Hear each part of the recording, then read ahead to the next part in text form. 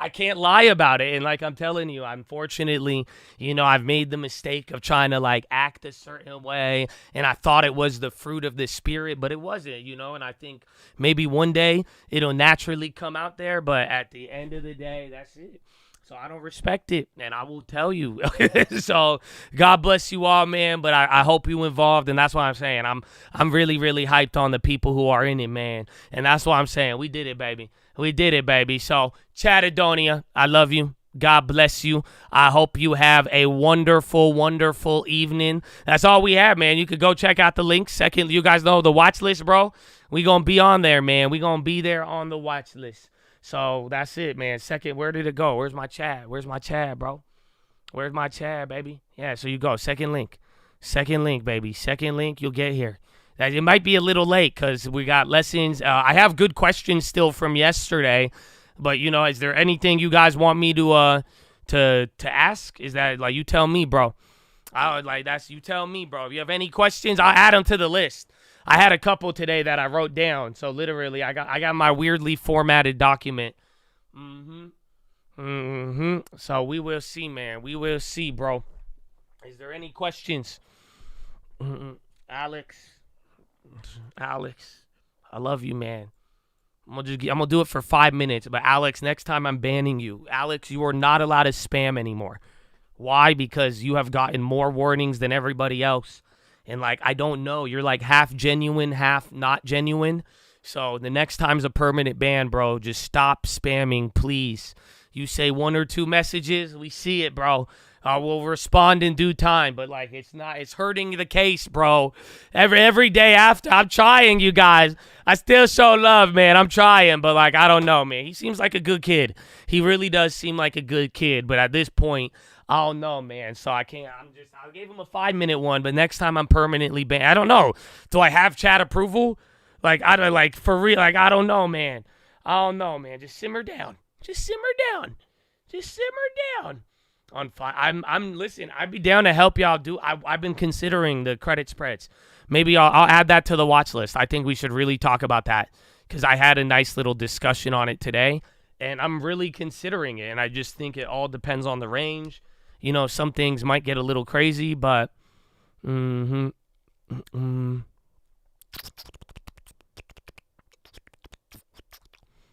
he do? Just constant spamming, bro. That's it. Just all spamming. Not you, no. He knows what it is, but like I just feel like he don't hear me. But then he wants me to talk to him, and it's just I don't know. But he's nice. He showed love. You know, he posted some plays today. He's been involved, but like his other account got permanently banned for the same shit. That's why I'm like, come on, man. Come on, bro. Come on. But yeah, it's a distraction though, like when it's all said and done. But spamming what? I don't, at this point, he's just spamming. I don't even care if it's like, I love you, Josh. Like I said, sometimes it doesn't seem like it's genuine if you're not hearing me. I'm trying to communicate with y'all. So if I'm communicating and you're not communicating back, or it's being met with like disrespect and other things, it's like, all right, word. But I'm not gonna throw the pearls, baby. But come on, we need you in the game, baby. But I love you, bro. I love you. You gotta keep the chat efficient, man. So Chattadonia, any other questions though? I added the credit spread question. I think that's a good one, bro. You let me know, bro. You let me know.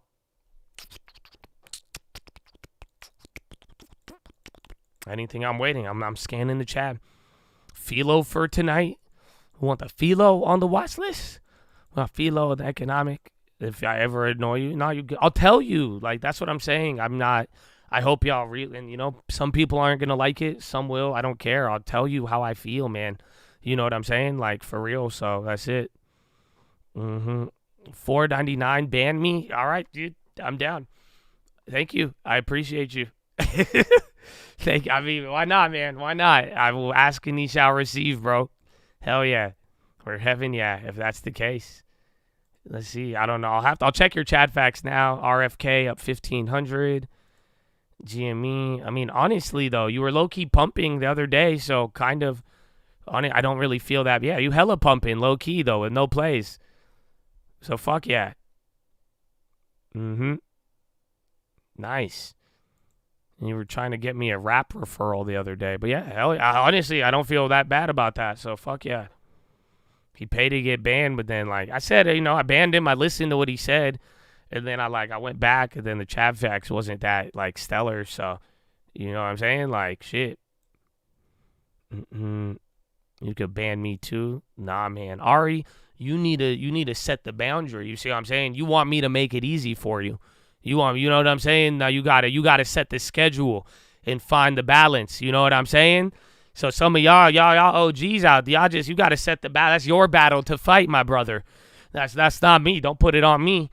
That's your battle to fight. You gotta set the boundary. You gotta set the time, the discipline. You know what I'm saying? Josh on his bully. No, I think I've been a lot nicer about it, but like at the same time, I mean, I've been very brutally honest, and I'm not going to be ashamed about it, especially when my goal is to provide information, free shit, and get everybody with long-term investments. And that's what I'm saying. So if you want to be a demon, but like, don't be surprised if God is on my side and if I'm matching your energy. And it's not even out of hatred. It's out of like, yo, like for real, I'll give you the correction. If I have an opportunity to do it privately, I will. But at the same time, I'm not going to feel it's not bullying. And I'm defending what I believe in and what I stand for. No, I'm not going to let y'all bully me. And I'm not going to let you intimidate me or other people. You know what I'm saying? So, hell yeah. Shout out to being straightforward and honest. Let's go, baby. All day, bro, for real. That's a mistake I made, and I won't make it again. You got me already. You know what I'm saying? So, word to your mama, though. I'm here, baby. I'm here. And then I got the real Chads with me. Anything else, bro? God bless, man. I mean, I'm not tolerating BS. Oh, I didn't know that's what it meant. Because I've had people say it. They're like, you so mad. And I'm like, no, listen. Like, I've been really nice with people, bro. And, like, I got love, but at the same time, like, I'm not going to act like I have a certain fruit of the spirit that comes out of me when it's not. I've shown a lot of fake mercy. I've held my tongue on a lot of fake shit and out of respect and love for people. But at the same time, it wasn't authentic, and I think it led to more damage than it did good. So I would rather just be straightforward, be honest about it. You all know the expectations, and that's it. I encourage all of you too. I'm not going to be intimidated, and I hope you don't get intimidated by that, because it's freedom of speech. I shout out the veterans every damn day, bro. What did they die for? What did people sacrifice for? It was not to get bullied into your BS. So, that, amen, and I respect it, and I know people care about that. Like, dude, free speech is alive and it's there, and that's fine. And like, dude, it's funny because people want something, and at the end of the day, I know who my audience is, and I'm here for those people. But above all else, it's not even about that. It's like, I believe in my God, and I believe what is right, and I'm gonna do what is right, and that's it. If anything else, and I'm not saying I'm fake nice to this and it's gonna come out like this. I don't have any intention to hurt people. My intention is to get everybody a long term and do it for free, baby. I'll give you the fastest news in the world for free, baby. And do all of it. But at the end of the day, I'm not going to tolerate other people too. Even trying to it's funny because, and that's what I'm saying, homie in here every day. But like, it's sad because I'm like, damn, we talked about sheep today. And we talked about wolves, and it's funny. I'm a wolf. Don't forget, there's the shepherd. So y'all with my people or not? Otherwise, come on. And that's it. And I don't have a fake meekness and a fake niceness in me to try to appease nobody. You know what I'm saying? And I made it, and God is good. I made enough to not have to. So at the end of the day, like, I'm here for the people. Get in my way, great. But there is something bigger than that, bro. That's all. So, and that's why I'm saying, man, just like, I feel at peace with it, bro. And if you know, I love you. and I will give you my time, my effort. You feel the energy, baby. You see the hours, you know, and I want it for the people who want it. Anyone else, man? I have no shame in telling you to fuck off because we don't have any fucking time for you. And I don't feel bad about that. Oh, you're not this and you're right, because that's who I really am. I'm here for the people and I'm here for the right reason, and I'm still working as a person, and I tried the fakeness with it, but I am not the person who responds to that type of stuff with that type, like, you know, I don't tolerate it, and I'm not going to act like I do. And people want to try to hurt others.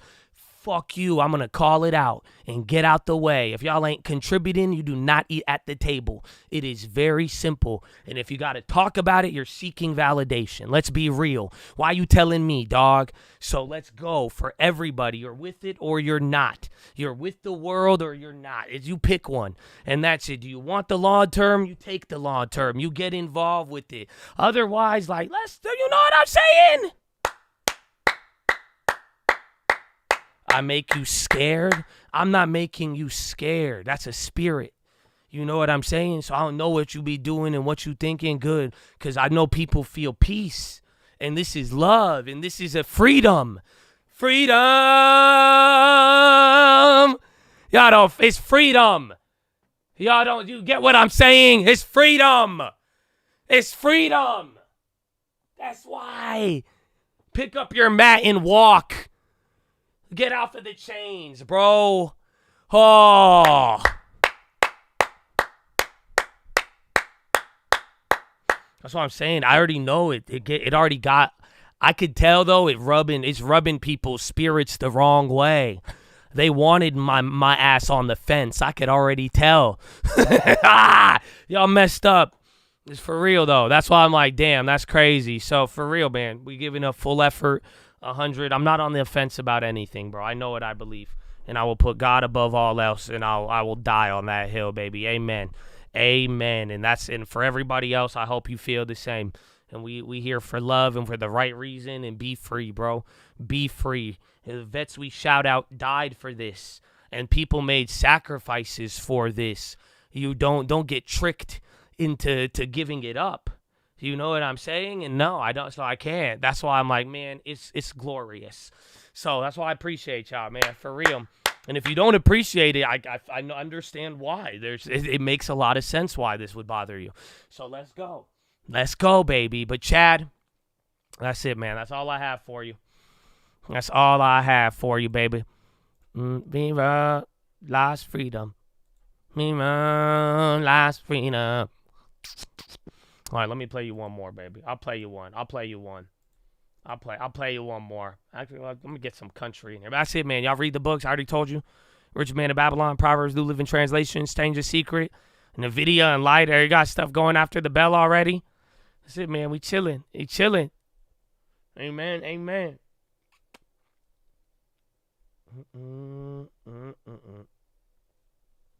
Where is it? It's not showing up on my playlist.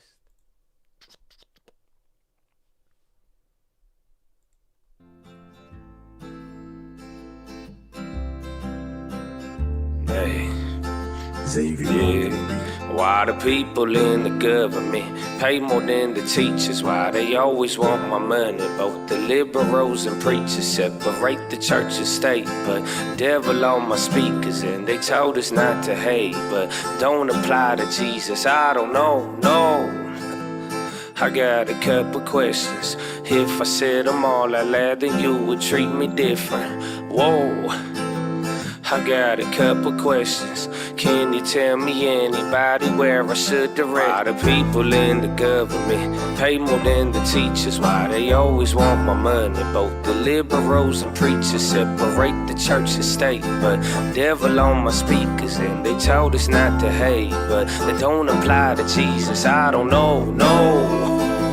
I got a couple questions. If I said them all out loud, then you would treat me different. Whoa. I got a couple questions. Can you tell me anybody where I should have read a book about a man? He would travel many places. You could find him in a cave or a mountain. He was praying. He would talk about the enemy. They say Satan is Satan. It depends on the translation, but that's the point I'm saying. If I said his name, Muhammad would have told me that was awesome. If I said his name was Moses, would have told me that he chose. And if I said his name, Confucius would have said, darn it, I know it. If I said his name was Jesus, then you changed the way you treat us. Mrs. Phillips traded time, Miss Pelosi traded stacks. Mrs. Phillips molded minds, Miss Pelosi knew her wines. One of them is worth millions, the other not a dime. And it happens all the time, so my question is the why? We still gon' live the same. Care more about the words they say, but not about the extra change. I think it's kinda strange. The younger generation thinking guns and war's the only way to really hear the pain. The people in the government pay more than the teachers. Why they always want my money? Both the liberals and preachers separate the church and state. But devil on my speakers, and they told us not to hate, but that don't apply to Jesus. Amen, bro. And shout out Energy, baby. All three, baby. God bless you. And thank you for the Chick-fil-A, Darius. Y'all got me mid-rant, bro. And Mike, that's how you know how you got me mid-rant. But at this point, when I get into my rants. You know what I'm saying? But it's, oh God, man. God is good, bro. You know what I'm saying? And y'all don't forget, take your meditation, bro, every day. I've been praying and meditating more than ever, too. So I'm like, amen. And I hope you do the same, Chattadonia. So good work today, man. I'm very excited. We've done a lot. We got a watch list now. I got a couple of good questions from y'all. That's the music. You got everything else, man. I think that's it. I say thank you again for your time, baby. So God willing, I see you tomorrow.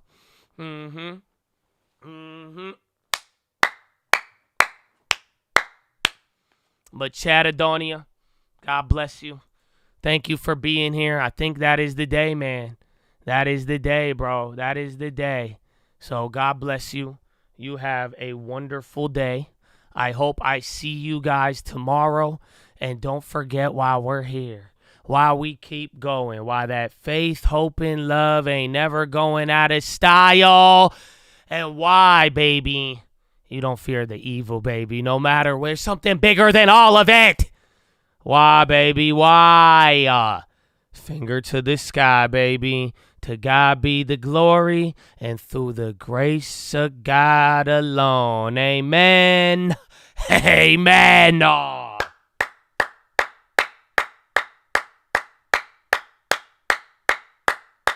So, Chattadonia, you have a wonderful, glorious, beautiful day. I will see you on the watch list. And peace out. Yeah. Hey. Yeah. Were you voting for Gavin? I don't know. I guess he's the third candidate. Can you believe it? I don't know. Exactly. Now, how can you not even run for president and have better odds than somebody running for president? Is it Peter Pan next? Is Peter Pan going to be? Will Peter Pan beat RFK? Are they going to add Ronald? Is it Ronald Richard? Is he going to get added to the GameStop board? Exactly. Have a wonderful evening. I've reclaimed my time. Goodbye.